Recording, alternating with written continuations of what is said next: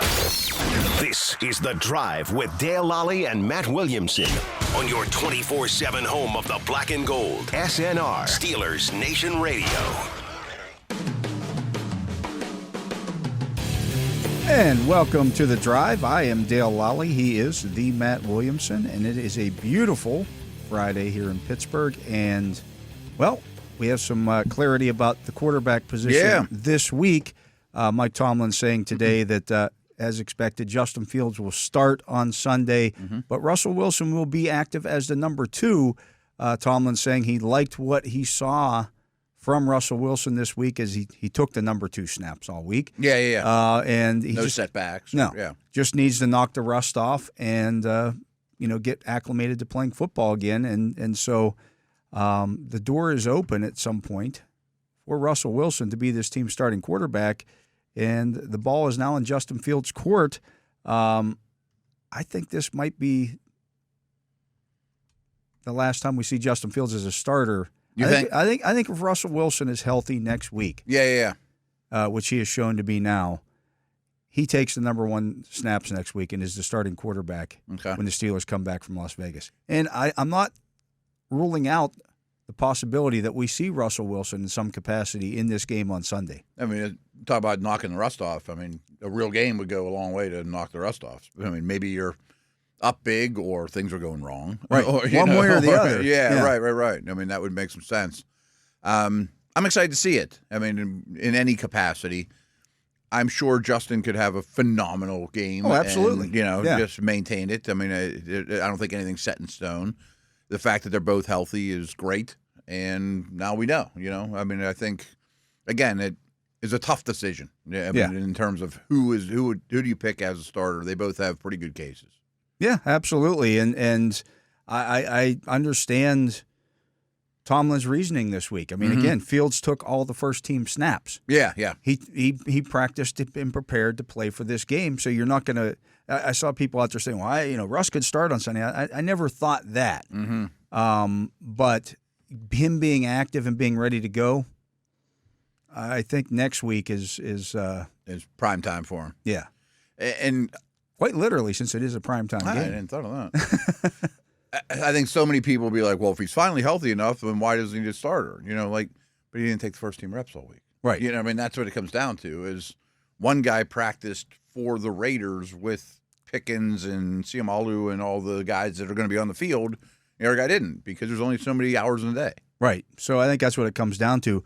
Also, it looks like the Steelers will have Jaylen Warren back this week. I heard. That makes me very happy. I would give him a lot if he can handle it. I think they need a boost on offense. I think he could absolutely provide it.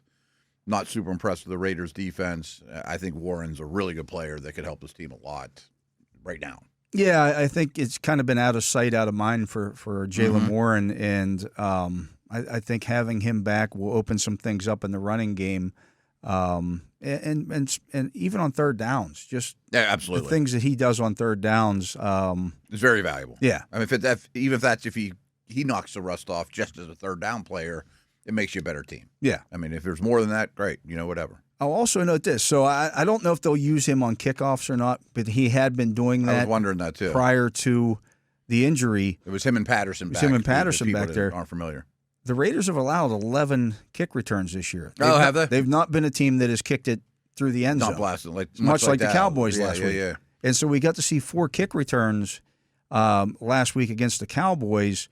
I'd like to see Jaylen Warren get those kick returns. I'd love the Patterson to get them, but Warren will be just fine. We saw one last night taken back for a touchdown in that game with the 49ers in Seattle. And I would think he'll be back there, right? I mean, who knows for sure? I mean, I don't think you'll have 2 of the practice squad running backs active. Yeah, you're not going to be able to do that. You're not going to be able to do that. Shamplin's on the active roster right now. He's going to. Oh, that's what I mean. Yeah, him and another guy. Jonathan, I don't think they call Jonathan Ward up this week because they're going to need to use those 2 spots that you can elevate guys with for linebackers. Oh, good point too. Yeah, I would think Warren being healthy makes that a little easier. That your 3 backs will be Shamklin, Warren, Najee. Yeah. Okay. And so it's probably, I would think then Warren and Shamklin are the 2 deep backs. Yeah, that's what I was thinking as well. Yeah, that makes sense. So I'm fine with that. Yeah. Okay. I didn't realize the Raiders were a kick it in the zone type of team. They certainly are. 11. 11's a lot. I think they've only had. They don't score that many touchdowns either. Right. I actually looked it up last night. I'm like, 11's a lot. I wonder how many actual kickoffs they've had. And it's probably around 60. I didn't get the exact number, but I think they've scored 11 times. Okay. And they've played 5 games. So ipso facto, I assumed it's 16. Yeah, that would make sense. So 11 out of 16 they've allowed to be over returned. 50%. Yeah. Actually, on ESPN, it tells you their touchback rate. Maybe it's over 50%. I don't know. Yeah. Okay. I don't know if they've kicked one that landed short of the landing zone, that kind of stuff. Who knows exactly? Yeah. But that's great. You actually see some opportunities. Yeah. Like to see Cordell Patterson get those opportunities. Yeah, that He's would got have been nice none yet. Last game, too. It's just something to keep an eye on for this game.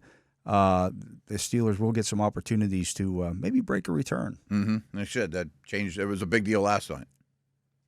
Have you drawn any conclusions on this dynamic kickoff yet? Not really. It seems like once the season started rolling, there's so much other stuff to talk about that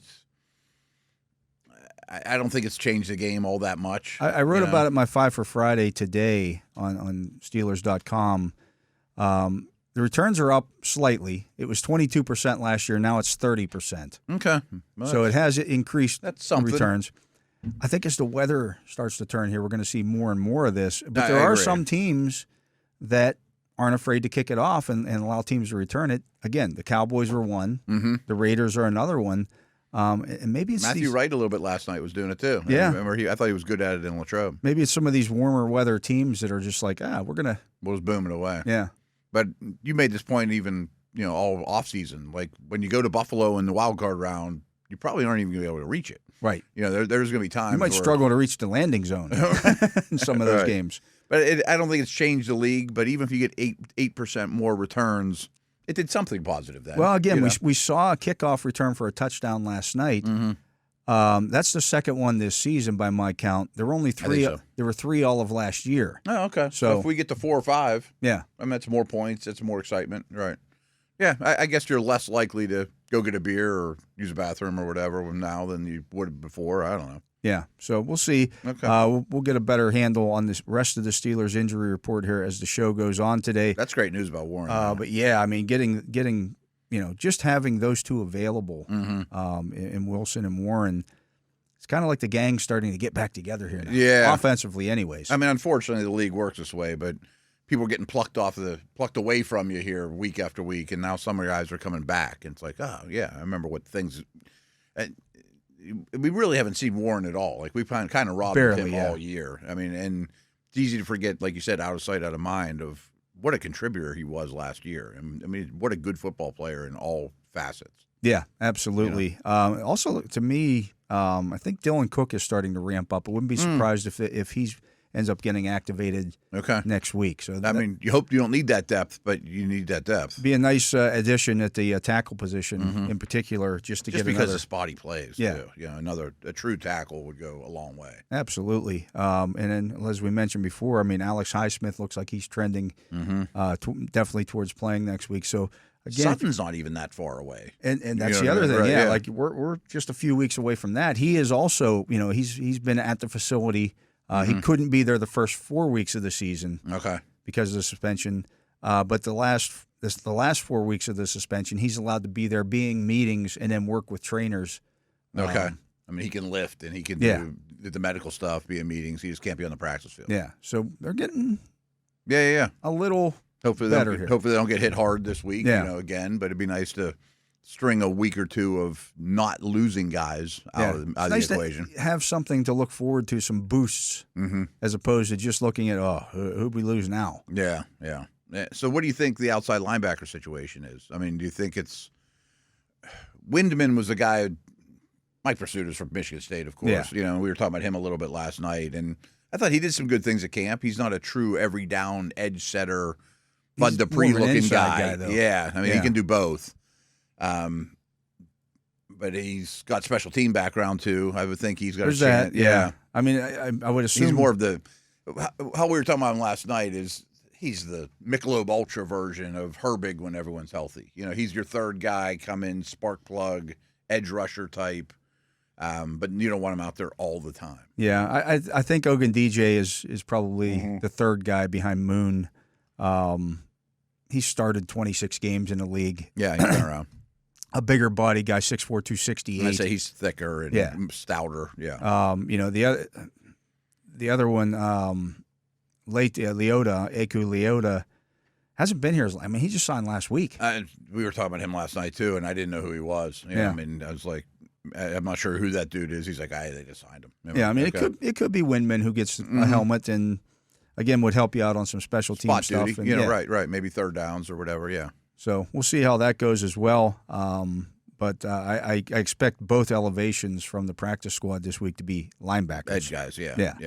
Makes sense. Just linebackers. Yeah. Whether they're edge guys or again, I don't consider Windman a true edge necessarily. No, I think he's kind of the Timmons type. They can do a little bit of all of it. Yeah. And there's some value in that as well. No, there is. And he made some plays in the preseason and training camp. He showed up over and over. Yeah. I thought he was a borderline roster guy. Yeah. They didn't sign him though. They signed Leota first though. Oh, okay. When they were all available, they preferred him. So I don't know anything about maybe Leota. they feel better because Windman has been here and at least went through training camp and everything, has a better understanding of the defense because, again, one of the big things that Terrell Austin talked about Thursday when he spoke to the media was communication stuff. It's been an issue, huh? Yeah. And it's not even necessarily those guys up front, but they do need to communicate as well and know where they're supposed to be 100%, at. 100%. And that would favor Windman, I would imagine. And I'm looking at him as the 4, special teamer, 10 snaps, right? That type of thing. Yeah. And that could be Loudermilk again. Yeah. I don't love that, but I get it. Yeah. I mean, like, he's athletic enough to be on kickoffs and things like that. He's a big body, obviously, for there.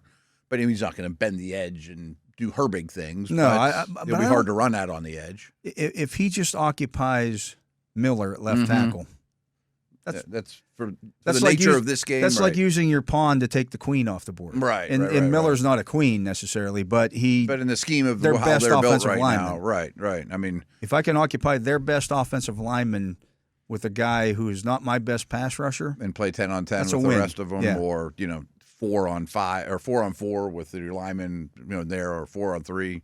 Yeah, that is worth it. Yeah. As long as they're not like pancaking you and running behind you. As long as you guys can go do I your don't own have any thing. pro- Right? like Loudermilk is a run stopper. He'll be fine for that. Fine with regard. that. Yeah. On the edge like that, no doubt. So that's what I'm. And that's they don't what run I'm the ball looking that at. well. Yeah, they don't. They really don't. Right. This isn't Anyways, a terrible game for this situation to be out there. Let's get to a break. He is the Matt Williamson. I am Dale Lolley. You're listening to The Drive here on the Steelers Audio Network. When we come back, we'll be joined by Missi Matthews, a Steelers sideline reporter. She'll be out there in Vegas with us. We'll get a chance to talk to Missi here right after this. And welcome back. I am Dale Lolley. He is the Matt Williamson, and we're joined on the phone line here on The Drive by Missi Matthews, a Steelers sideline reporter. And Missi, weather's going to be nice in Vegas, but we're indoors, so it really doesn't matter. Yeah, but it will be weird. I feel like my body has already got used to the fall weather in Pittsburgh, like the 35 degrees at the bus stop this morning. So maybe the 90s will feel good for once, not where you're like, oh, not again. What's the chances this is the best attended Steeler away game of the year? Sure seems like a good destination. It does. The only West Coast trip and, Steelers fans that, live out in that part of the world, it's easier for them to get there. I thought, you saw it in Denver a little bit. I think there was also a lot of excitement for the Broncos in terms of that game. But I did see, I think it was Vivid Seats projects that it will be 56% Steelers Nation. Oh, really? Well, they were saying like 46% Cowboys fans last week, and I don't think that they were quite right about that. There were Cowboys fans there. I agree. And that's the problem with two teams like the Steelers and Cowboys. Vivid is looking at the area codes from where they're coming from and guessing where those, Oh, I see what you're saying. So, there's people from where I came in. I mentioned on the pregame show on Sunday, I followed somebody into my parking area on Sunday who was had a Texas license plate, but was flying a Steeler flag. I bet there's people from L.A. that Right. are going to be Steeler fans that they are counting as Raiders, Raiders fans, right? So you just don't know Right. until you get in the building. Yeah. One other thing that we do know now, Missy, is who's going to start at quarterback on Sunday. As Justin Fields, Mike Tomlin saying today that Justin Fields will get the start, but Russell Wilson's going to be the number 2, which is obviously different than what we've seen. Might we see Russell Wilson in this game at some point on Sunday? I'm not so sure. I don't think I'm at least not surprised that Justin is starting. No, and I'm that not when either. Russ Yeah. was able to put together a full week of practice, that you're healthy enough to be the number 2. I mean, when Justin, the weird medical timeout where they didn't check him, but then when the timeout was over, the refs made Justin Fields go off the field to get checked, and Kyle Allen went in. I mean, Russ immediately was like grabbing his helmet and starting to warm up. The emergency third chances of you getting in are pretty slim, but you could tell the excitement of like, hey, maybe there's a chance. Well, he said yesterday, he's like, look, I had to get my shoulder loose just in case. Like, I've been standing there, I haven't thrown a football since pregame warm-ups, and now all of a sudden, Pregame. pregame, because he wasn't, necessarily doing that in the pregame warm-ups. So he's like, I got to get loose again because I'm one play away from being out there. Oh, yeah, no doubt. I mean, I will say him, Russ, and Roman Wilson, I think when they both, knew what their role was going to be for that Dallas game, they both stayed out a little bit later to throw and whatnot. And I always enjoy when Russell Wilson wants to just throw, period, and whether it's an equipment guy or it's Minka Fitzpatrick, because he's always out on the field, he'll find anybody. But I do think, this week will certainly be different. I think Coach kind of laid it out, but left a tiny little window open. But I think when you're full but running with a second team, it doesn't make sense for you to start. So, Missy, you've been fortunate enough. How cool is this to be able to watch every T.J. Watt snap from ground level of his whole career? And, over his time here, he's been pretty liberal about taking himself out of games, get a breather here and there. They've always had depth. But this year he hasn't as much. And in this upcoming game, I don't know if he'll be able to do it hardly at all with no Highsmith and Herbig, et cetera. How do you think he handles that? Well, I mean, TJ, he powered through in that Dallas game. He tried to come off at one point, and they're like, no, you got to. Right. Can't do it. Right. Sometimes when he does come off, they'll give him like the first and second down off, and then it's like third down no matter what. You're going back in there, obviously.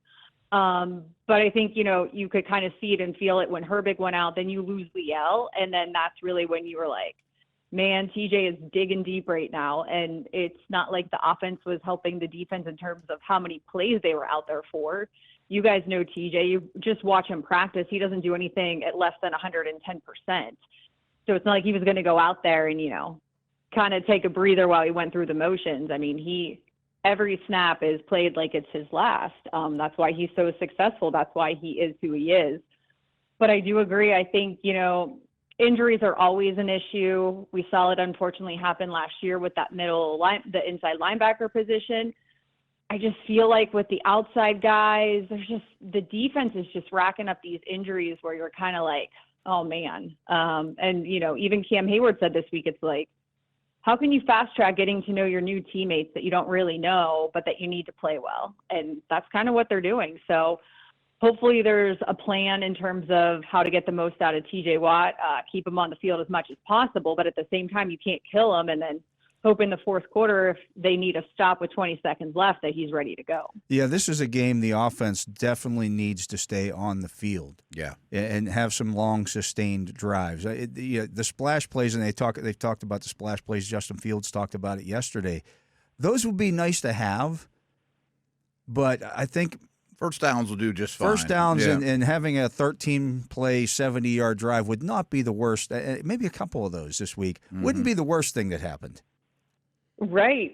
Or, a pick six or something, get the defense on and off. I'm with you, especially those two long drives. What was it, 16 and 15 plays by the Cowboys? I mean, those were just gut-punching killers, not only to what happened with them, but I think just the amount of time that was then off the clock. And as you said, like, the defense can't be out there that much. So it looks like Jalen Warren's going to be back. What kind of energy and spark do you think he adds to the offense? I mean, I think a lot. I think, you go back and we all kind of forget because Najee and Jalen haven't played that much together this season, what those two were able to do, the 1-2 punch. And I think not having Cordero Patterson has hurt them. And I think, there's only so much Najee can do when you're dealing with a young and constantly changing, at least that's how it feels, offensive line. Isaac Seumalo being back is great. Glad for that. To have a veteran presence, a guy who's pretty much seen and heard everything possible to help those younger guys on the line. They're still young guys, though. There's going to be the mistakes. So yeah, this will be the first week this back, season that they've started the same offensive line in back-to-back games. Well, assuming McCormick starts at right. I'm sure guard. he will. Yeah. Yeah. Because they changed it in week one. They went back to the original start. It's just been it's been all over the place. It's been shuffling constantly, and yeah, you're right, Missy. I mean, it just hasn't been the same group out there, and it's different. And I also think too. And I don't know, if you can see this as on the field of play, but it just seems like opponents are attacking the line of scrimmage when Najee is in the game differently than because he's not been they didn't use him on third downs. I think one third down play last week. So when he's in the game, everybody's assuming that they're running the football. You can't do that as much. Yeah. You're not going to do that as much with Jalen. No, definitely not. And I think even, we would see sometimes, the little like stinking and dunking with the running back type thing, just something different, I think could be helpful. But like you said, it was dead obvious when Najee was in there what they were trying to accomplish and what the opposing defenses are trying to take advantage of. I think Jalen does bring something different to the running back position. And I think hopefully, this is something that can help the offense get out of this rut that it's in. Like you said, don't really care about the explosive plays. Sure, would be great if it results in a touchdown. But at the same time, especially, on third down and different things, it has not been fluid. I know it's only going to be week 6, but still, I can't stop thinking about the fact, okay, a few more games, the bye week. After the bye week, then you finally get to play some AFC North teams. And then it's, full go from there. You watch the Ravens, beat the Bengals when you were hoping it was the reverse last week. They probably aren't feeling it as much, but I feel like from an outside perspective, you're just thinking, all right, these are games you have to win coming up. Yeah, for sure. I mean, you got to start stacking some wins here. This is, They get the early start there that was, obviously good at 3-0, and then you kind of given some ground back here the last 2 games, and you still have those AFC North games ahead of you that you can do something about, the ground that was gained. But getting some of these wins would certainly be very helpful. Missy, George Pickens has been a big topic in Pittsburgh this week. You've been on the sidelines for every game that he has been in the NFL. Did you see anything different from George last week than what we've ever seen in terms of he does spike his helmet or he could be a little volatile. He could be a little volatile, and I just think everybody's radar was up about it last week. People say, well, I was watching him on, as he came off the field, and like, really, are we at that point with this stuff? He's a wide receiver. I expect that kind of volatility from guys at that position.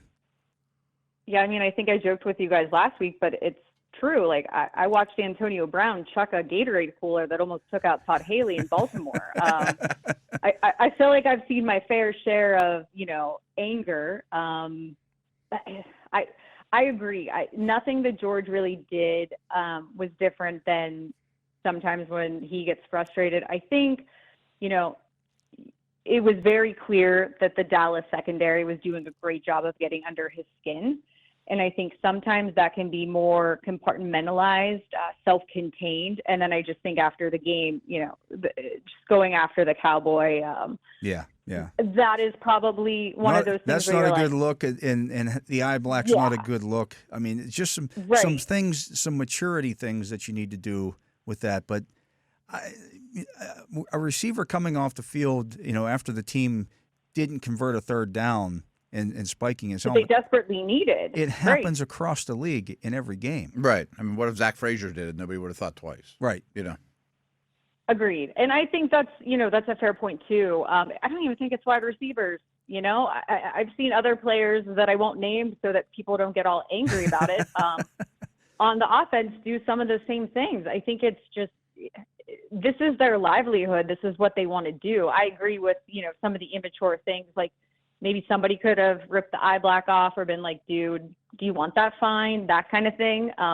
Not even so much like the spectacle that it caused, but yeah, hopefully I think too, for whatever reason, and maybe it makes perfect sense, Broderick Jones, that Georgia connection, sometimes he's like the guy that can calm him down, or at least just like get him to like snap out of whatever mood he's feeling in.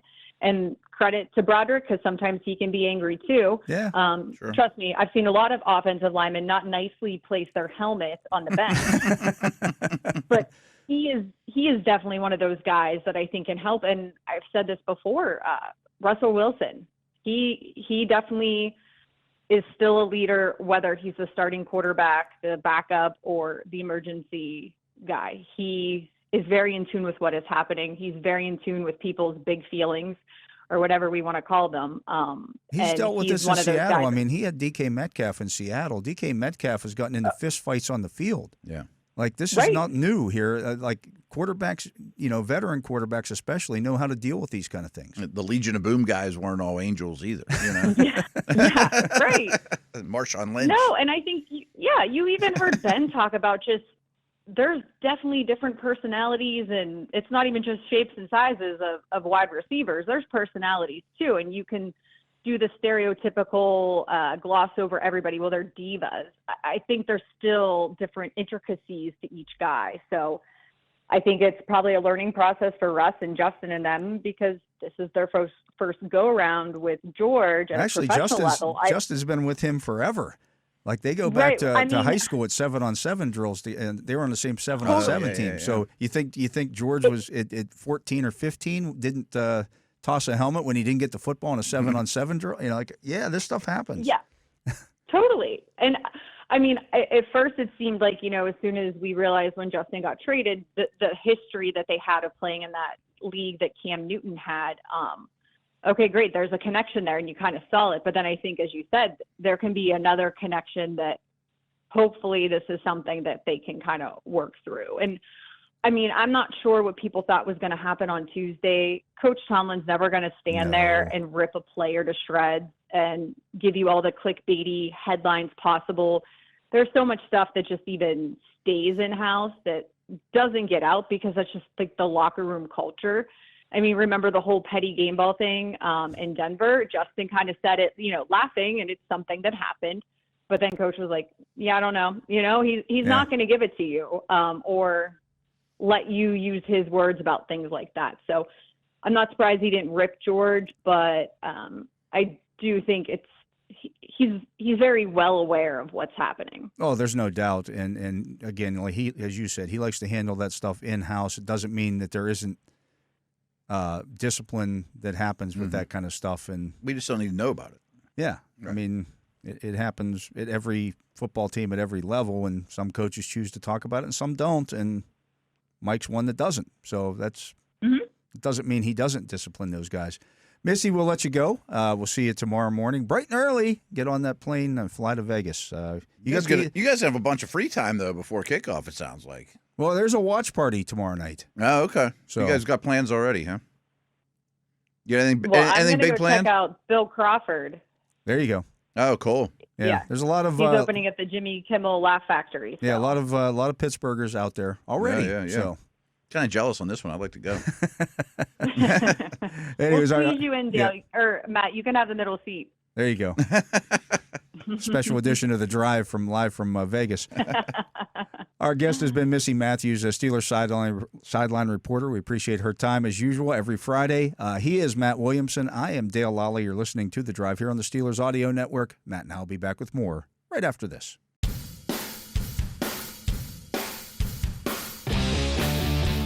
And welcome back. I am Dale Lolley. He is the Matt Williamson. And Matt, you mentioned T.J. Watt Yeah. earlier.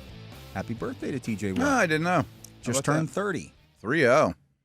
Pretty good first 30 years on the planet. Not too bad. Yeah, What yeah, have you done? especially on the field. Right, exactly. Compared to everybody listening and everyone else, yeah, not too shabby at all. Not too shabby. Whole lot of sacks. And became just the third player in NFL history to record 100 sacks before his 30th birthday. I didn't know that part. I knew the Reggie White Yeah. second to 100 thing. But Jared yeah. Allen's the other one. Huh. Can't remember if Jared Allen came in the league a little younger or he was pretty productive. He was pretty productive for that first part of his career. Yeah, and he then kind of hit a wall a little bit. Had some issues off the field and stuff like that. Reggie White's the other one. Yeah, Reggie White is the other one. I wasn't positive because he came in the league late. You know, Yeah, late, he was but like got 20. there He quick. was 24 when he came into the league. So I think it was, 2 years in the USFL? 2 years in the USFL. Yeah. So, Okay. and I kind of laid that out a couple of weeks ago. My 5 for Friday about White was at a different point in his career. Oh, yeah, he didn't And really have a Watt. true rookie season. Yeah, he was already had hit the ground running. He had He was a professional athlete for 2 years 32 already, 32 games under his belt as a professional athlete by the time he got to the NFL and had his full-grown man strength. And Oh, yeah. You know. Technique was better, and he was a little older and all that stuff, too. It doesn't detract how great he No, was. He was no, not at unbelievable. all. I mean, Yeah. he was also almost 300 pounds, too. I mean, he was a different Yeah. kind of beast. he also did it at 37. He was Defensive Player of the Year. Was he really? I knew he was great late, but I didn't realize Defensive Player I of think the he had Year. a 16-sack season at 37, then retired, Mm-hmm. and then they talked him to coming back at 39, and he had a 5.5 sack season at 39. With the Eagles?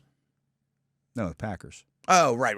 Okay, yeah. I forgot about that. I mean, that's crazy that he did that late in life. And the other thing is, too, people don't remember, but the USFL, where he played those first 2 years, was pretty serious football. I mean, Yeah. Herschel Walker and Steve Young. They I mean, they had a dudes. lot of guys. It wasn't just him running over a bunch it wasn't a bunch of slappies. accountants, right? Yeah. So yeah, it was. He was great. But for Watt to be in that company, It's nuts, yeah. I mean, we're seeing. Just think about it for like the Colts game. Mm-hmm. After the Colts game, when he didn't have a sack, Yeah. people are like, "Boy, TJ didn't play very well." Like, where Right. was TJ at? I know. The expectation is every week this guy's going to go out there and wreck a game. Yep. And just on the top of my head, because watching that game last night, like Geno Smith didn't get sacked once. But if you watch the game, I mean, Bosa wrecked it. And Watt does that all the time, too. I mean, it's not always the numbers. I mean, the interceptions are because they're rushing it because Bosa or Watt or one of these guys is crashing it. And Crosby could do the same thing on Sunday. You know, there's no question. But those elite edge guys affect the game in so many ways. And this doesn't take anything away from Bud or Highsmith or whomever, but how many sacks would they have or production would they have if they weren't singled as much as they were? You know what I mean? Like things like that go a long way. Oh, it absolutely does. Yeah. And one thing to note, so Max Crosby, I think I mentioned this earlier in the week, he comes off the right side of the offensive line. Roger Jones' side, yeah. Yeah, about 79% of the time. So Real about high percent. 4 out of every 5 pass rush snaps are on that side of the line. Broderick Jones this season, I wasn't aware of this until I saw it in the Next Gen stats. Yeah. He's allowed a half a sack and 12 pressures on 139 pass blocks, which is a pressure rate of just 8.6%. And his average time to pressure is 3.41 seconds, Which is really high. which is 9th best among right tackles. Yeah. And you Like- want that number to be higher, folks. I mean, Yeah. they want pressure to come late in the down.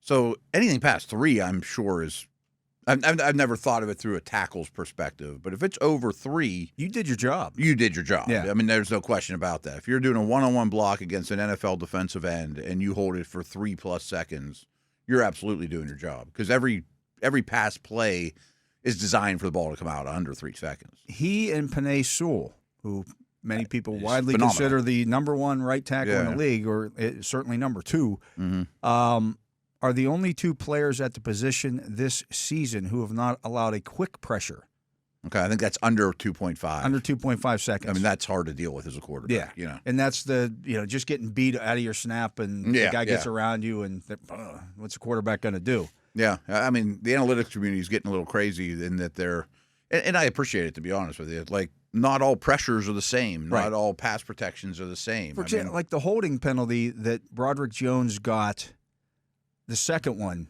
in the game that he got benched when he was flipping back and forth. Was that Denver? Yeah. Yeah. He's holding his block, and Justin Fields decides to go to roll to his right out of the pocket. And as the defender is disengaging, well, of course, Broderick Jones has him, and you're allowed to do this, gripped by inside the right. shoulders. He has him, right. He has 2 handfuls of jersey, but it's inside the shoulders. As the guy disengages because the quarterback is running behind Broderick, he can't see it. I was going to say, Fields didn't text him that he's going yell, to do "Hey, that. I'm Right, running this way." Right.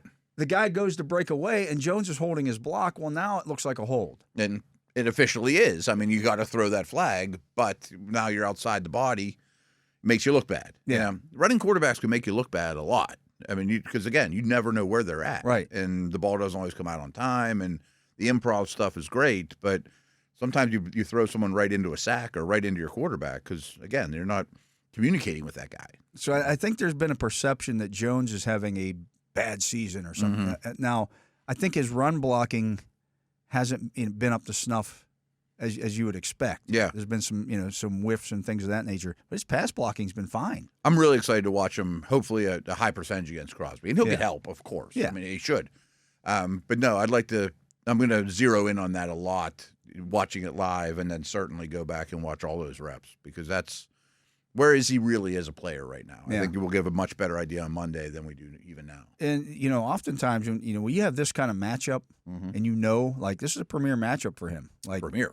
He had 2 sacks last week, too, and I know he's fighting injury, but it's not like Crosby's playing badly. No, it's still Crosby, and he's going to go 100 miles an hour. You get to work against T.J. Watt every day in practice, too, so there's some of that. Crosby does so many things well, too. He has great length. He's really tall. He's like 6'5 plus. He's a really good bender, great off the ball, real long strides that eats up. I mean, he does a lot of things well, but his hustle is remarkable, too. He's very good. So between Dan Moore, who, if you believe the Pro Football Focus grades, has been one of the top 20 tackles in the league this year, regardless of position, right or left. And he's been very solid. Yeah. I mean, I think that's undeniable. Yeah. Yeah. And Jones, who's, again, doing a good job in pass protection here, if you look at a lot of their pressures that they've gotten, especially last week against the Cowboys, was stuff up the middle. It was. And that's where I worry least. I mean, I think McCormick will have growing pains, but I thought he played really well in that game. He's more of a get-off-the-ball masher, and he brings a lot of attitude, as does Frazier. I don't think McCormick's Malu for that. Yeah, he does. I don't think McCormick's a great athlete. I don't think he has great lateral agility. There's some stiffness there, but I think he makes up for it more with tenacity and physicality too. And I think if those are going to be your 5 the rest of the year, I think you're okay. Yeah. I mean, I don't know if the line will ever become the great strength we hoped it would be the day after the draft. They're going to have the best line in the league. But I think it'll get better, stabilize a little bit, and I can live with those 5 for I still sure. think it's going to be a top 15 line by the end of the year. Yeah, if it stays with those 5, yeah. Yeah. I mean, if you're not digging in too deep into the You got some young guys there that are going to continue to get better. Absolutely. And you got some older guys there who are Dan Moore. I mean, 3 of those guys are still pretty young. Dan Moore's been the stabilizing factor. Everybody else on that offensive line has either missed time or made their first career start this year. It's funny because I know people have been critical of him, but I think there's been a lot less of that this year. I think people have realized.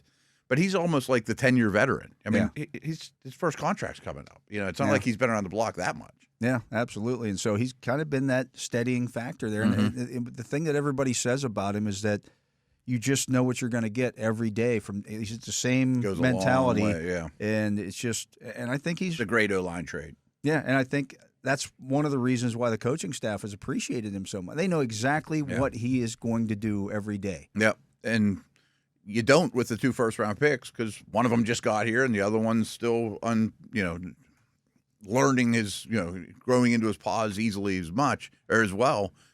Why wouldn't Dan Moore just get replaced as a starter right off the bat? Because I know what he does every day. Yeah, I mean, he know shows exactly. up to work. Right.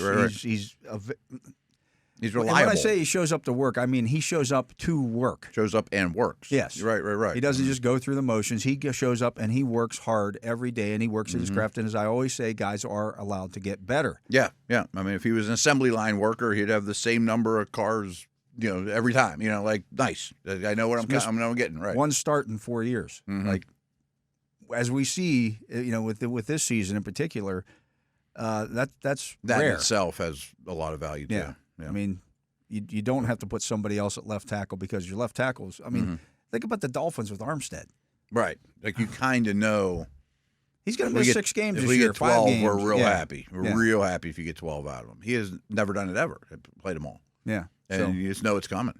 I just wonder, as I mentioned with Crosby, he does 80% of his basically 80% of his snaps are over the right tackle.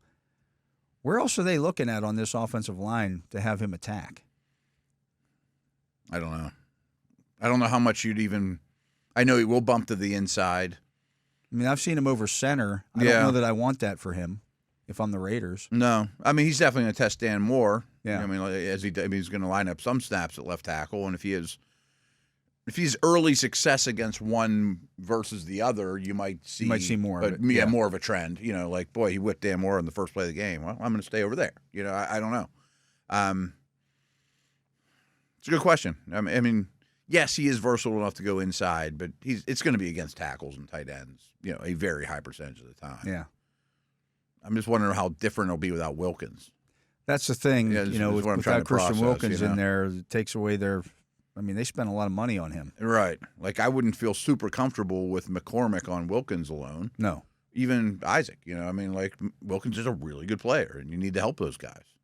Yeah. So And not having this interior is not like that. Yeah, not having that available for the Raiders is a big loss. It's a big Might loss. be the biggest loss. He's a for $20 either team million in this guy game. player. Yeah. Oh, yeah. I mean, bigger than Highsmith. It's like not having Cam Hayward available. Exactly. He's There's a a top trickle-down 10 effect. player that they went out and really invested in and got a month out of him. Yeah.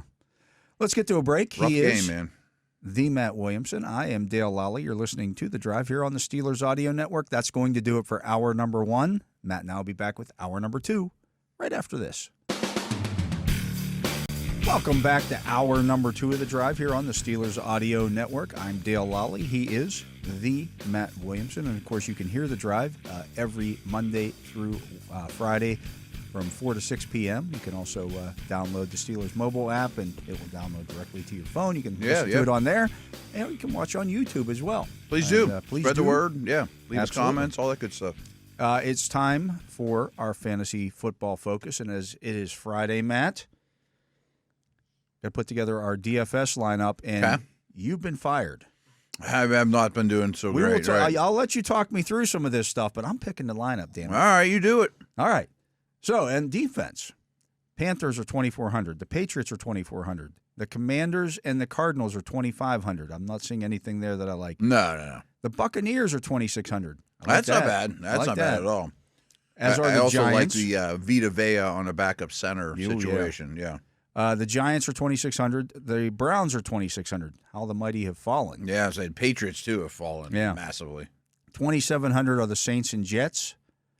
At 2,800 are the Lions and Titans. 2,900 is the Cowboys. The Ravens are 3,000, as are the Raiders.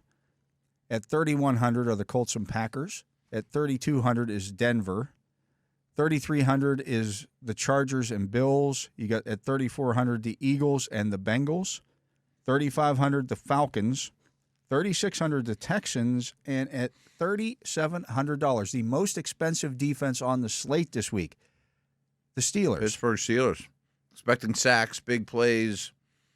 Bodes well. Those the folks Raiders know a thing are or two. 29th in terms of giving up fantasy points to opposing defenses. Okay. So when we talk about their offensive line, folks, it ain't just us. Yeah.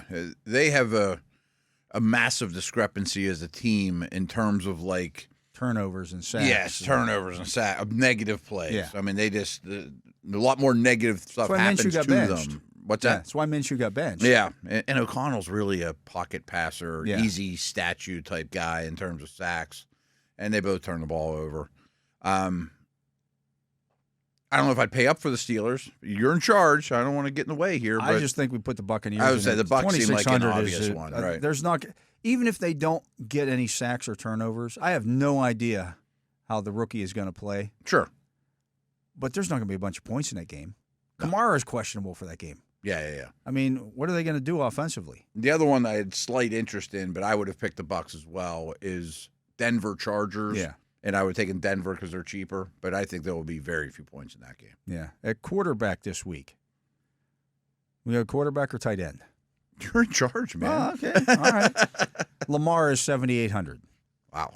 Josh Allen is 7,500. I don't like that at all. No. I think he could be in for a dog week. A lot of people that I really trust as rankers have him like 10.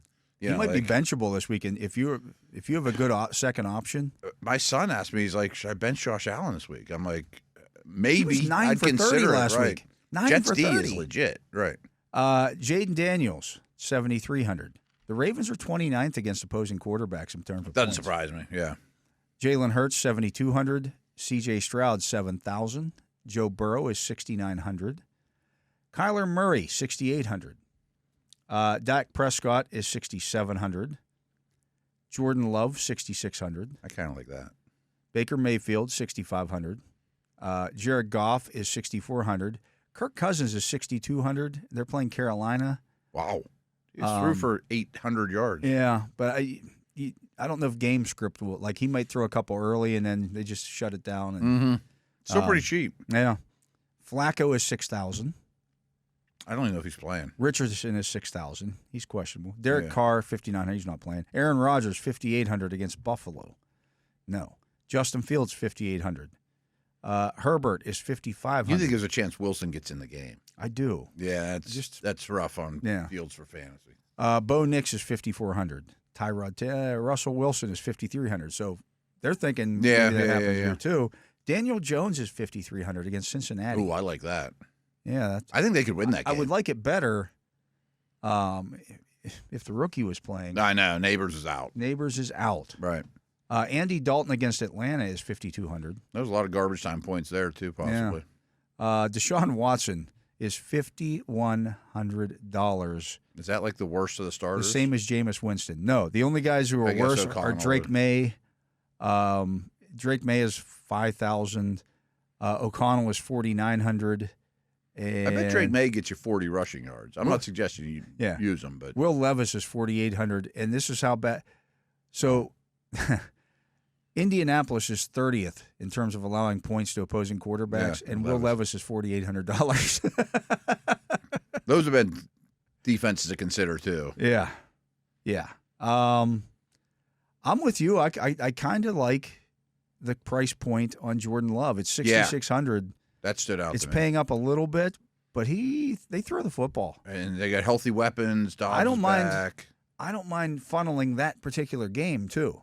Arizona, Green Bay. Absolutely. I mean, I think there's going to be points. Yeah. And instead of getting all the Packers receivers, just give us a quarterback. You know what I mean? And you can pivot off it if you find dudes you love. You know. At tight end, Brock Bowers is 6,000. Again, we've talked about him all week long. He's the most expensive tight end on the slate, folks. If he catches some balls this week, don't be surprised because he's good. He's probably going to. Yeah. He's probably, no matter what the script of the game is. When people wonder why do you talk fantasy, this is why. Right. This they don't make these price points for no reason. It's interesting to me that the most expensive tight end is in this game. The least expensive quarterback basically is in this game, and the most expensive defense is in this game. You know, like, what's that telling you? What's what we've been talking about all week, right? Trey McBride, 5,700. Okay. Packers are 22nd against opposing tight ends. Sam Laporta is 5,500. Been a little quiet this week, but good player. Yeah. Dallas Goedert is 5,200. Dalton Kincaid is 5,100. Jake Ferguson, 5,000. Tucker Kraft, 4,800. He's questionable, though. I just saw something 2 seconds ago on my phone. I didn't click on it. I will look real quick, but rattle those off. I think he's ready to roll. Okay, yeah, expected to play. So, okay, yeah. Tucker Kraft, that could be a nice stack. Isaiah Likely against Washington, 4,500. He's more expensive than Andrews. He's more expensive than Andrews. Kyle Pitts, 4,400. Pat Freiermuth, we'll see about his status. He is 4,300. Oh, we even got word on Friday news on him yet. We haven't gotten Friday news. Limited participant Wednesday. Limited again, or didn't practice yesterday, so we'll see where that's at. David Njoku, 4,200. Dalton Schultz, 4,100. That's not bad with Nico out. With Nico out? Yeah. Not bad at all. Taysom Hill is 4,000. I don't think he's going to play. Yeah. Mark Andrews, 3,900. Would you even consider it at that price? No. I'd rather pay for, who did we just talk about? Schultz. Hunter Henry is 3,800. Zach Ertz is 3,700. Baltimore's 28th against opposing tight ends. It's not surprising. Yeah, they're just pass defense in general is not great. Tyler Conklin is 3,600. Cade Otton, 3,500. New Orleans is 31st against opposing tight ends. Otton's out there a bunch. Yeah. You got Nkonkwo at 3,300. Elijah Higgins, the backup in Arizona, is, 3,200. Mike Gesicki, 3,100. He has no injury designation now. Who's some other cheapies? Eric All, 2,800. Yeah, that's about all I like there of that. Hayden Hurst is 2,600. Yeah. I don't know if they throw the ball enough to interest me in that. I kind of like Ferguson. It's not bad. At 5,000, if not Ferguson, Tucker Kraft at 4,800 gives us a nice stack. Kraft and Schultz were the ones that stood out to me. Yeah. I don't have any power in this decision, though. You don't. Where was Schultz at? I can't remember. He was well cheaper than those other guys. He was probably 5 or 6 spots down from Kraft. Oh, Schultz was 4,100. I don't have a problem with that. Yeah, I mean, it's a cheapie. It'd be a good one to bump up if we have an extra couple $100. He had 4 catches on 6 targets for 34 yards last week. Not terrible. In today's tight end market. And again, no Nico's out. Yeah, no Nico. All right, we'll plug it in 4,100. You talked me into that one. All right, at running back. I still got a little weight around here. Yeah. Saquon is 8,200. Ooh. Derrick Henry is 8,000 against Washington. They could have 40 minutes of time possession. They really could, yeah. But is he going to be out there for all of it? No. I don't know. Kamara is 7,700, but he is questionable. Oh, I don't like Jonathan that. Taylor is out. Yeah, he's been rolled out. My phone just lit up. Ramondre Stevenson is out. Too. Yes. So if Gibson's super cheap, might be worth it. James Cook is questionable. That's Monday night. He's 7,200, so you don't want to touch that. On that road. Jahmyr Gibbs against Dallas is 7,000. I would definitely like part of that running game. Joe Mixon, 6,900. I believe he goes. I think he's going to play. Yeah. James Conner, 6,800 in that Green Bay matchup. Are Green Bay bad against running backs? They're 19th. Okay. Breece Hall, 6,800 this week. New coaching staff. Buffalo is 32nd against opposing running backs. New play caller. New the play whole caller. deal. That's the part that I love. You know, like why aren't we putting it in Breece's belly? Do we plug that? Yeah, I think so. That might be chalky this week. I just have. I mean, Allen's an impressive player, but I think you have to get back to basics. Yeah. Bijan Robinson, 6,600. Josh Jacobs, 6,700. David Montgomery, 6,500. I like that too. Brian Robinson Jr. is 6,400. He is questionable. Devin Singletary, 6,300. Chuba Hubbard, 6,300. J.K. Dobbins, 6,200. Chase Brown, 6,100. Tony Pollard, 6,000 against that Indianapolis That's not bad. defense. I wonder what Spears cost. Trey Sermon on the other side of that matchup is 6,000. Taylor's out. Yeah. Zach Moss, 5,900. Those two are both playing, both Bengals. Rico Dowdell is 5,900. Najee Harris, 5,800. Tyrone Tracy against the Bengals. It's not looking good for Singletary. 5,700. There's a lot right in that neighborhood. Yeah. It's a good place to shop. Rashad White probably doesn't play this week. He's 5,700. Austin Ekeler, 5,600. Jerome Ford, 5,600 against the Eagles. Cam Akers, 5,500. Doesn't look like he's going to get a chance. Javonte Williams is 5,500. Tyler Goodson, 5,400. Irving, 5,400. Kind of like that. If you think Rashad White is out, Yeah. Bucky He could Irving. be slightly losing his job even if he's not. Alexander Madison against the Steelers is 5,300. Antonio Gibson is 5,300. Could be Against chalky. Houston. Braylon Allen, 5,300. Jamal Williams against Tampa Bay. If you don't think Kamara's going to play, is 5,200. Tyler Algier, 5,100. Tyjae Spears is 5,100. Is Bijan questionable too? He has no designation today, so. Oh, okay. Jalen Warren is 5,000. Again, out of sight, out of mind. I just wonder what his workload will be for this purpose. I'm not going to go much lower than that. I don't see anybody. Well, McNichols is 4,500. Jaleel McLaughlin is 4,400. Yeah. Catches the ball. You could really go cheap and go with Wilson in Green Bay. He's been doing a fair amount. Yeah. But I bet Gibson's kind of chalky, but that's interesting to be a lead back. You mentioned Tracy. Justice Hill's 5,200 too. If you think that's going to be a shootout in he Baltimore, probably plays either way. Yeah, he's getting a lot of. He's averaging 9.8 fantasy points per Is he? game, and I think that's actually up in recent weeks. So let me take a look. So last week he's going to play on third downs. Well, last week it was 5 carries for 17 yards and 2 targets. That's not enough to. And that was a shootout. Yeah. You mentioned Tyrone Tracy. There was like 5 backs right in that price range I thought were worth it. If I knew for sure Singletary wasn't playing, actually the one I like best is Bucky Irving. At 5,400. Yeah. Yeah. I mean, even if White plays, I don't know. If they're controlling that game, too, are they going to be in long down and distance for White all that much anyway? Right. You know? Yeah, I think Bucky Irving at 5,400 is. And you put Hall in? Yeah. There's some good flex options there, though, too. Yeah, we can average 6,100 the rest of the way here. So if we find a couple of cheap wide receivers, that might help us get some of those other guys in that range. Yeah. CeeDee Lamb is 8,600 against Detroit. Wow. They're 31st against opposing wideouts. Ooh.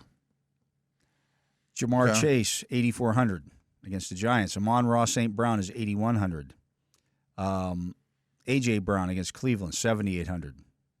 Stephon Diggs, 7,400. Wow.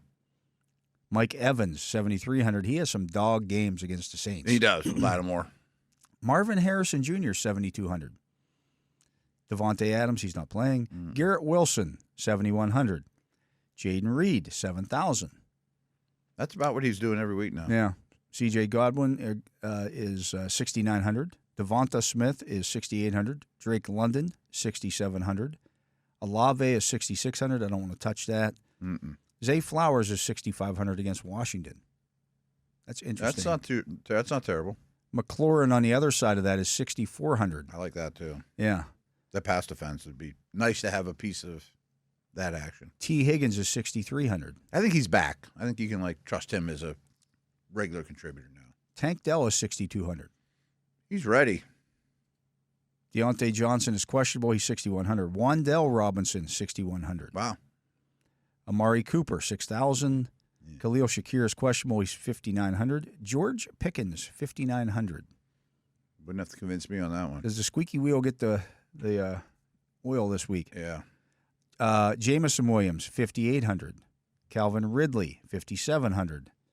Shaheed is 5,600. Josh Downs, 5,500. I think Richardson's going to play. He's questionable. Then he's questionable. Jacoby Myers, 5,400. He's questionable too. Right? Alec Pierce, 5,400. Cortland Sutton is 5,300. Darnell Mooney, 5,300. Is he questionable or is he off the? No designation. Okay, I don't think he practiced yesterday. Romeo Dobbs and Dontavian Wicks are both 5,200. I prefer Wicks, but we haven't seen it in this capacity. He burned us last week. Right. Yeah. DeAndre Hopkins is 5,100. Jerry Jeudy, 5,000. Jalen Tolbert, 5,000. I mean, he's out there every snap. 31st, I mentioned about the Cowboys, or the Lions against opposing receivers. Not that it's going to be a trend, but he played a few more snaps than Lamb did against Steelers. Yeah. There's actually a couple guys right here in this area that I like. Xavier Legette is 4,900. Ladd McConkey is 4,900. I doubt he gets certained. He's not going to get certained. Yeah. He's in the slot. Oh, I think McConkey's way too cheap.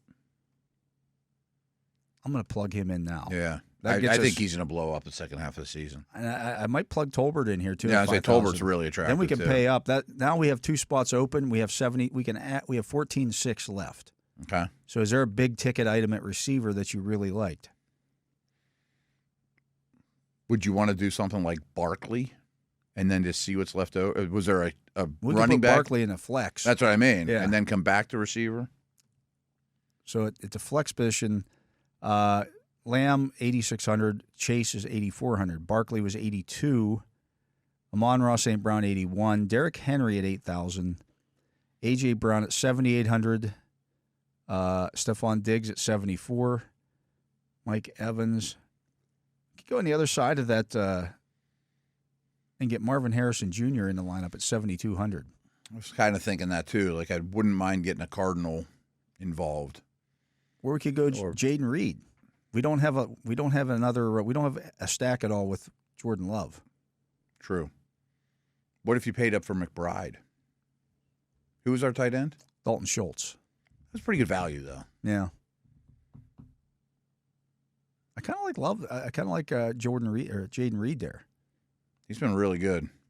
He's the number one. If you put him at the flex or at the receiver, you're still gonna have a lot for the flex. Right. And maybe still be able to bump up. You can somewhere maybe else. even get Harrison or somebody like in that neighborhood. So if we go wide receiver and we go Jaden Reed, what did I say he was 6,000? He's underpriced. That's a great stack for Love. Where the heck's he at here?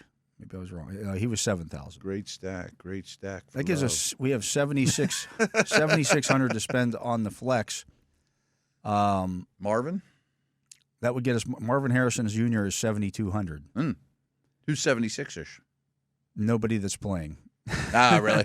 It's Taylor. It's Malik Neighbors. Oh, okay. Would be Stephon Diggs, Mike Evans, or Garrett Wilson, and then you're looking at. I don't think I want two Jets. That's just a little volatile. That's a little, yeah. Yeah. We still have 400 left. So if we look at 4,500 at tight end, would get us up to Isaiah Likely, Kyle Pitts, Freiermuth, and Njoku. I still like Schultz. Yeah. You're saying if we get Marvin here. Yeah. Was there a quarterback we were thinking about bumping up? I don't think so. I think Love was at 6,600 was pretty. And I like Irving in the lineup at 5,400. So I don't want to do anything with that. Could you move off like Tolbert for Pickens? I'm just looking here. Now we could get at running back instead of Breece Hall. We could get Jahmyr Gibbs. Safer. We know what he's going to do. I think he's going to do good things. Yeah, and we still have $200 left over. Who else do you want to look at? Pickens. Could you move like from Tolbert No. or one of the? That's too far off. That's too far. He was like 5,800, and Tolbert is 52. 5,200 would get us Dobbs, Wicks, Hopkins, Judy, Tolbert. Yeah. So Tolbert's there. We might just have $200 left over this week. That's not bad. You're moving Hall to Gibbs. Yeah. Mm-hmm. And $200 in your pocket. Who's the tight end that's $200 better? We already looked at that. Yeah, there was nobody of note there. How about a defense? I don't even think you could get I don't much think there's better, much. right? Yeah, It doesn't get you to Denver or the Chargers. That gets you to the Lions, the Titans, the Saints, the Jets. What do you think about the Titans? I don't know if it's better or not. I don't know if it's. Yeah, I don't think they're. I just don't see the Saints scoring a lot of points. I don't either. And I think that's. I think they're going to get beat up. If they get no sacks in this game, but they only give up 10 points. Oh, that's you're getting worth the money, right? Yeah, absolutely. Fumble recovery or something. Something, straight point here and there. Eat the 200. Yeah. All right, I'm going to lock it in. I still think they should give you 2 points to start with. They should. You know? They should.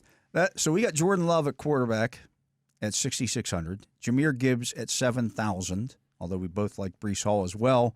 Bucky Irving at 5,400, I think, is a bargain. Mm-hmm. Lad McConkey at 4,900. Oh, yeah, that's one I couldn't remember. Yeah, he will not get Patrick Surtain in that game. And they're going to throw the ball, and the targets have gone up for him. Oh, yeah, he's week. ready to. He's a good football player. Jalen Tolbert at 5,000.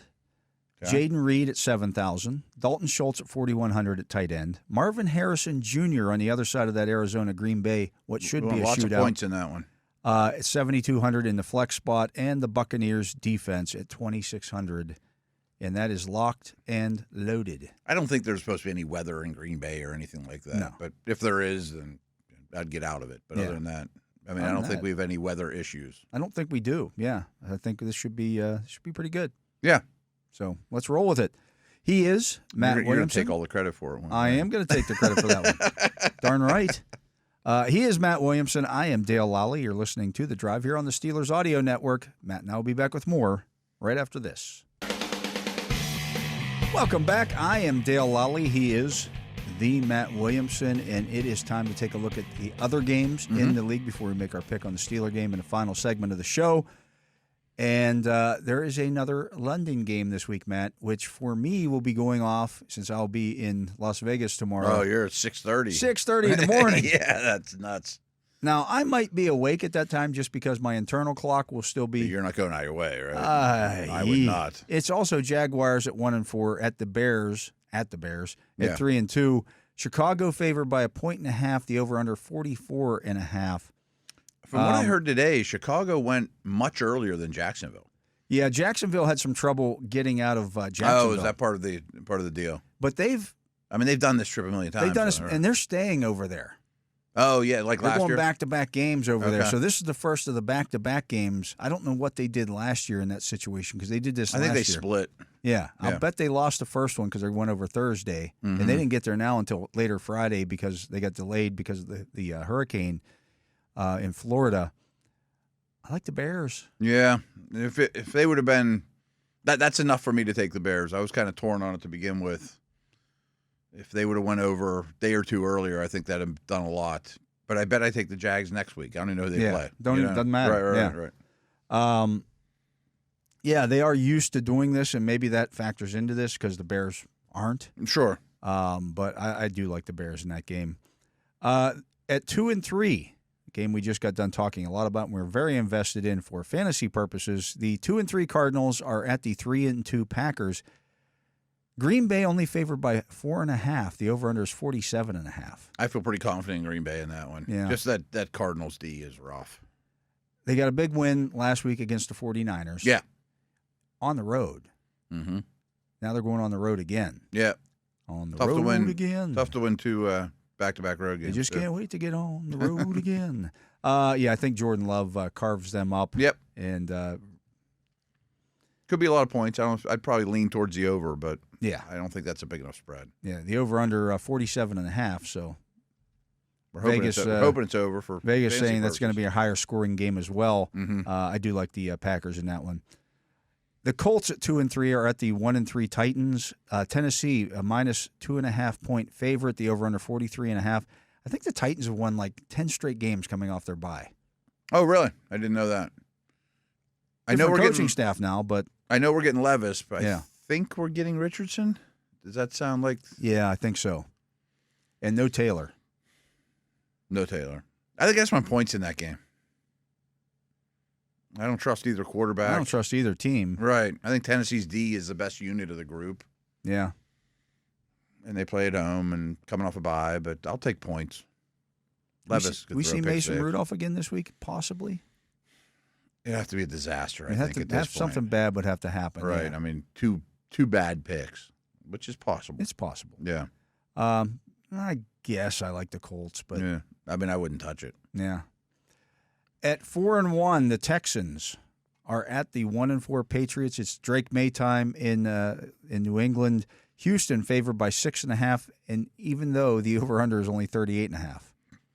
I don't have any problem laying 6.5. I think they're the much better team. That Patriots D is pretty banged up too, and Nico's not enough for me to get away from that. The Texans in their history are 0-7 all time against the Patriots on the road. The only team they're worse against on the road is the Ravens are 0-8. That all makes sense. I mean, they're an expansion team whenever those two teams were awesome. And times have changed. Times have changed, and I just don't see Drake May keeping up with Stroud. He might make a play or two, but yeah, no. Plus, Stingley's going to be all over Polk. Yeah. I mean, they don't have anybody else, and he's not great to begin with. At 3-2, the Buccaneers, who've been in New Orleans all week long because of the hurricane, are at the 2-3 Saints. Tampa Bay favored by 3.5. The over/under just 41.5. We're going to see Spencer Rattler for the New Orleans Saints. I have no idea what to expect from Spencer Rattler. He can make all the throws. I know what to expect from Bowles. But I know Todd Bowles is going to light him up. No doubt about it. And maybe he makes a play, but he's going to get hit and he's going to get challenged. And the reason, 4 years ago, Spencer Rattler was supposed to be the number 1 overall pick in the draft. Oh, yeah, when he was at like the Oklahoma. recruit. Yeah. And right. He lost his job to Caleb Williams. Lost his job, which, okay, he lost it to Caleb Williams. Who was first overall. But then he went to South Carolina and wasn't great. Mm-mm. And was pressured a lot and threw interceptions. Oh, and he's took very sacks and volatile. Yeah. He was better in his last year. yeah. But he's smaller, and he's a rookie, and he's a mid-round pick. I watched him at the combine at the Senior Bowl last year, and yeah, he makes some throws, and then there's other times just like, not overwhelmed. I like the Bucks. That number I think is small, just because it's a rivalry game, division game. And I think the fact that the Bucks Orleans. had to go all week probably kept the number down a little bit more than what it should be. I would pounce on it. Yeah. At 1-4, the Cleveland Browns are at the 2-2 Eagles. I think they get their doors blown off. Philadelphia now favored by 10. That opened at like 8. I say it earlier keeps in the going week. up and up and up. The over-under The two receivers, Lane Johnson, they're all ready to roll. It's a 10-point spread, and the over-under is just 42.5. Yeah, and the Eagles don't have a shutdown defense either. No. But that's what they're telling you, Yeah. is that this offense is that bad. This offense is unable to operate. That's how bad it is. There's no way I could take the Browns. No. I think they get their doors blown off. Yeah, I do too. This, at some point here, they got to pull the plug on Deshaun Watson. Just sit him for his own sake. They could even phrase it that way, Yeah. like we think he needs some time away, blah blah blah. Yeah. As opposed to saying he stinks, Which is what's really true. which is the real problem. At 4-1, 1:00 game, the Commanders are at the 3-2 Ravens. Who had that on their bingo card that the I know. Commanders would have a better record than the Ravens right now? Baltimore favored by 6.5. The over/under is 51.5. Now Lamar kills NFC teams at home. He does Kills them. But I didn't think Washington's defense was any good to begin with. No, The question is, can Washington's offense operate at a high enough level to I think it's a really good keep number. this within 6.5? Again, I could see 40 minutes time of possession, running all over these guys. Jaden Daniels on the sideline, frustrated, never gets in the game. And I also think Harbaugh knows how to defend these kind of quarterbacks because he's seen teams defend Lamar Jackson over and over and over. He's going to have I'm sure he has in the back of his mind, if I had to defend Lamar, what would I do? Well, he's going to do it. It's a big spread, though. It's a big number. For a 4-1 team. Yeah. I think I'll take the Ravens, but I would not touch it at that number. Just knowing their history against these kind of teams, NFC teams aren't used to seeing them all the time, although they do play a lot in the preseason. Mm-hmm. I'm taking the Ravens. Yeah. I mean, if it was 7.5, I might not. Yeah. It's a big number. Yes. Moving to the 4:00 window at 2-2, the Chargers are at the surprising 3-2 Broncos. They've won 3 in a row now. The Chargers coming off their bye week, and Chargers are favored. Chargers are favored by 3. The over/under. How about this one? 35.5. Really low. You're gonna give me a home dog with that kind of low total? I'm all over it. I like the Chargers. Ooh, I like the Broncos. I think they just buckle down on Bo Nix, who just doesn't throw the ball down the field. He doesn't. I mean, some good health stuff with Alt and Slater, and I'm sure Herbert appreciates it. Yeah. I mean, I think just the fact that the Chargers have had 2 weeks to get ready for this game, and the Broncos, on the other hand, just beat the Raiders, I think, for the first time in their last 8 trips. Really? Or last 8 games against the Raiders. Maybe a little bit of celebration there. Here's the thing. I can't imagine the Broncos get to 4-2. I hear what you're saying. And win 4 games. We just saw with the Steelers. It's 4 in a really row, tough right. to win 4 in a row. Yep. I know it's still a tough place to play. Low number. I'll take points. I think J.K. Dobbins has a big day. Good. This might be one of the other marquee matchups of the weekend. You have the 3-1 Lions at the 3-2 Cowboys. Detroit favored on the road by 3 points. The over/under 52.5. I like Detroit big. I think they'll do all the things we thought the Steelers could and more. That O-line against that defensive front. Yeah. They've now gotten a week to see just how the Cowboys are going to try to patch this together without having their 2 best edge rushers. I like the Lions to win that one big. Well, maybe not big. I do have respect for what Dak Prescott might be able to do against that Lions secondary. Which is I mean, he might be not fine. great. And Lamb was number 1 in amongst all receivers for a reason. You know, I mean, I don't think they're going to shut them out or anything. I just think the Lions' ground game will rule the day. Yeah, I do too. At 3-2, the Falcons are at the 1-4 Panthers. Atlanta favored by 6. The over/under 46.5. Kirk Cousins coming off of a 500-yard passing game. I don't know that he's going to have to do that this week. No, I doubt he will. I could see a backdoor cover here at home, but I like Atlanta. Yeah, the Panthers' defense is at the bottom of the league in basically everything. It's really horrible. Yeah. Yeah. And I just think that the Falcons are going to put this in the cruise. 6 points is tough, but I like the Falcons. I don't remember what London would have cost in DFS, but I think he's up for a big game. I don't know that I like him as much this week. I think he's more of a man beater. I think the Panthers play a lot of zone. I'm sure they will because that's all they can do at this point. That's all they got. Right, yeah. Yeah. So 8:20 Sunday night at 1-4, the Bengals are at the 2-3 Giants. Cincinnati favored on the road by 3.5. The over/under 47.5. I want the points. I might want the points in that one. I think the Giants might win. They could win the game outright. Yeah. Their defensive line has been tremendous. It's much better than what Cincinnati's putting out there. Yeah. And they have 2 okay corners to handle Chase and Higgins. I mean, I'm sure Burrow will get his. He's playing really, really well. I wish Neighbors was playing, without question. But it's over 3 at home, primetime game against a really bad Bengals D. Yeah. I'll take the Bengals points. Defense is horribly bad. Legit bad, right? Horribly bad. And I don't care if Singletary plays or not. I wish Neighbors would, but that would be nice. Mm-hmm. The Monday night game. You got the 3-2 Bills at the 2-3 Jets, who just fired their head coach. Yeah. Coming to Pittsburgh next week. Buffalo favored by 2.5. The over/under is 40.5. I like the Bills in this one. I'm taking the Jets. Okay. I wish I knew Shakir was playing. This is just a bet on the Jets defense, really. Yeah, I don't like where the Bills offense is at right now. I'm not a big believer, especially in this instance, that you're going to get that interim bump. You know, I don't see that happening. This is more just a bet on the Jets D, but a new play caller might make them a little harder to prepare for from a Bills perspective. Good. You know, at home. So they're still going to run the same plays, though. That's the thing when you change play callers in the middle of a season. It's still the same playbook. It's still the same. You don't just tear it out and say, let's throw that out. Right. We're gonna do this week. Play sequencing's different. You know, right. But we both thought Breece Hall might get a lot of touches. I think that'd be a good thing in this instance at home.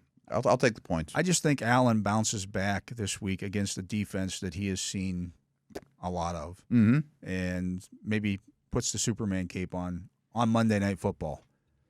I don't like betting After against them. Don't get me 2 wrong. in a row, Right. Like, and not looking good in those two losses. I don't know how the coaching change affects things. Yeah. You know, I mean, it's a weird week there. Yeah, it's a weird one.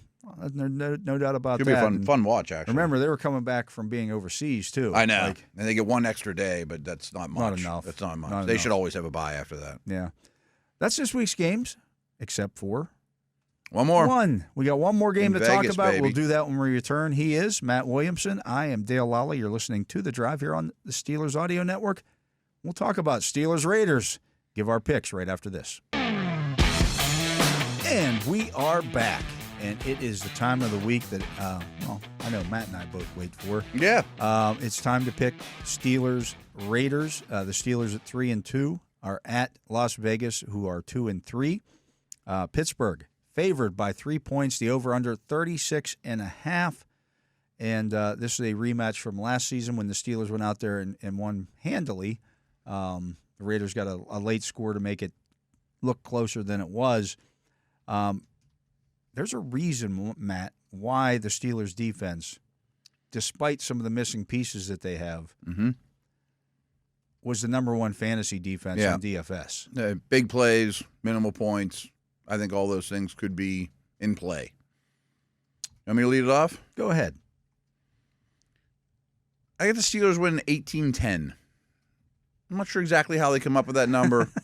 Maybe some weirdness, 2-point conversion, something goofy like that.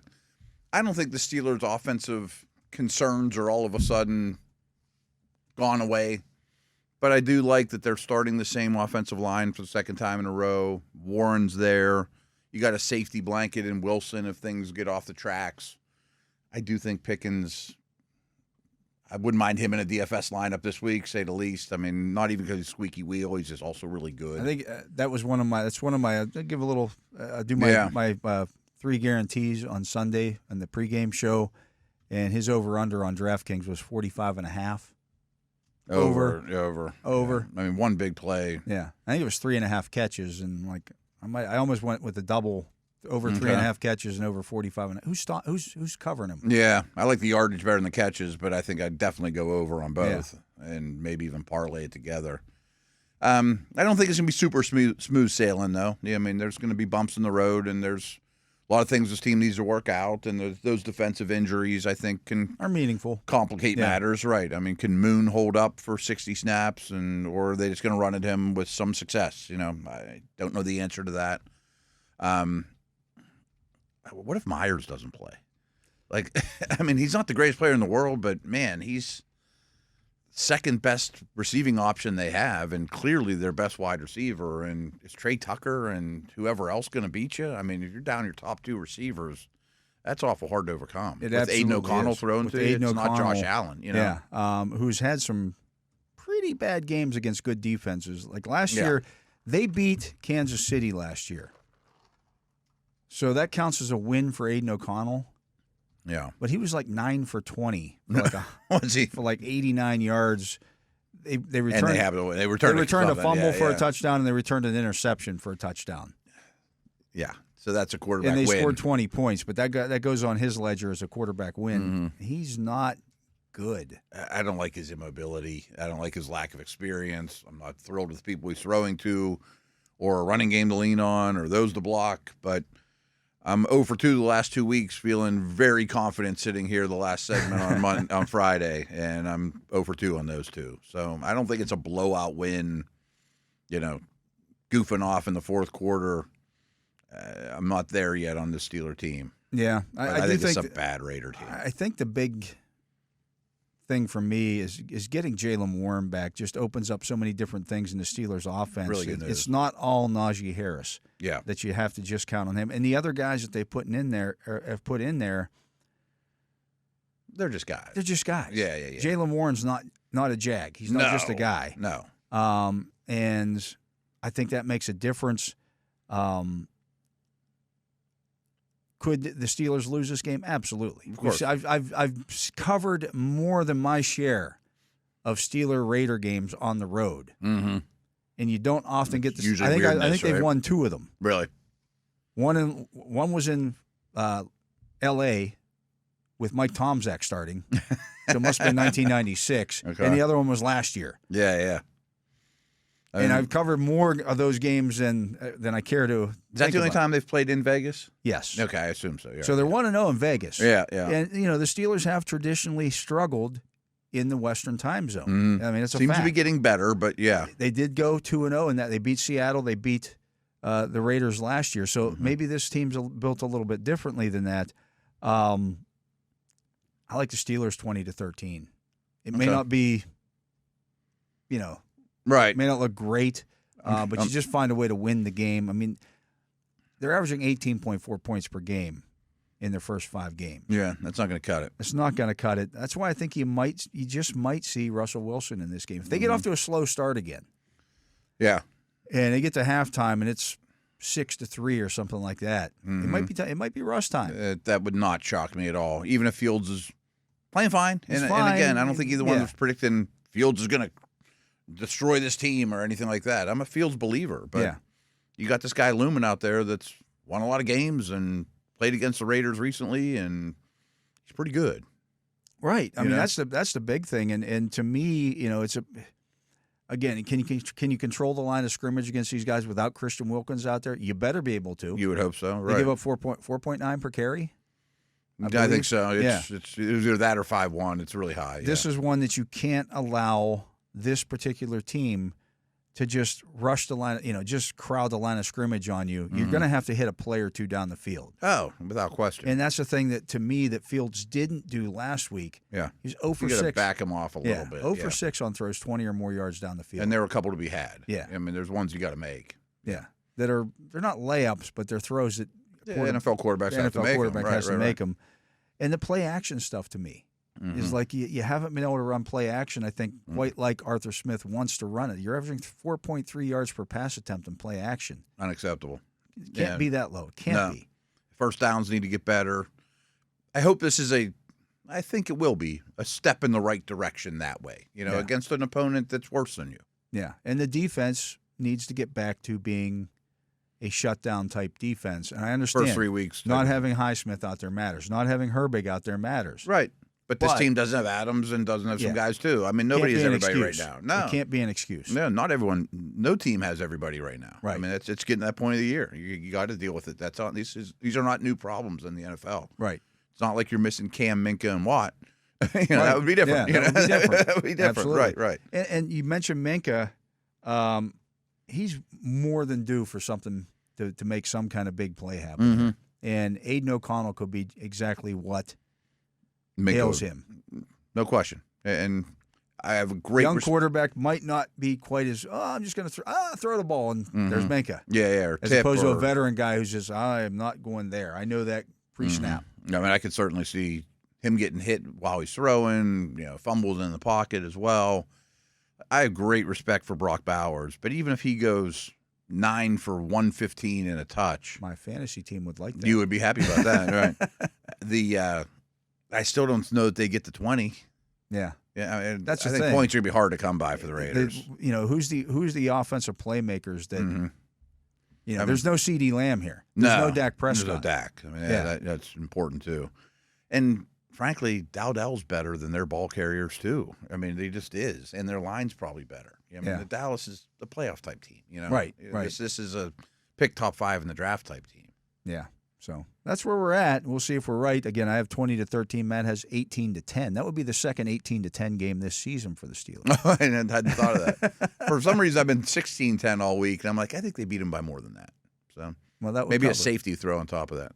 Neither one of us have this game going over, though. No. It seems ambitious. The Raiders have covered 5 consecutive games following a loss, however. 2-0 this season. Yeah. People just get down on them, I assume, the betting public. But it's only 3 points here. Yeah. So I mean, it's at home, but I really think I don't think that's going to matter one iota in this game. Me neither. It might be tougher for the Raiders at home this week than it would have been in Heinz Field.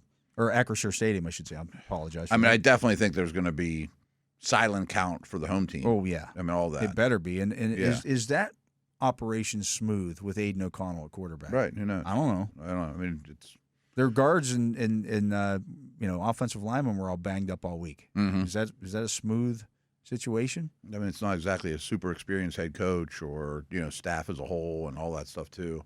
And I know we talked about like percentage of Steeler fans that are going to be there with Missi. I'm taking the over on those numbers. I bet it's over 50%. Yeah, I do too. I think so as well. Or they'll be the louder version. I think they'll be the more impactful group of fans. No, I agree completely. But we'll see if we're right on Monday when we get back. Mm-hmm. I'll be back on Monday, as will Matt.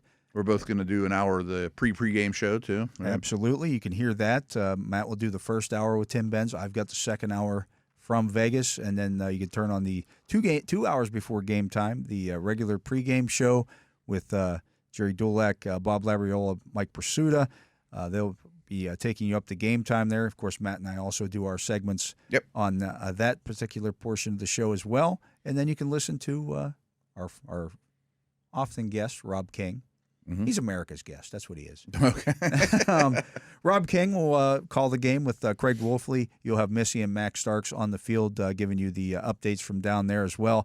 Lots of stuff to look forward to here. Can't wait for the game on Sunday. See if the Steelers are able to get the 4-2. Coming back home.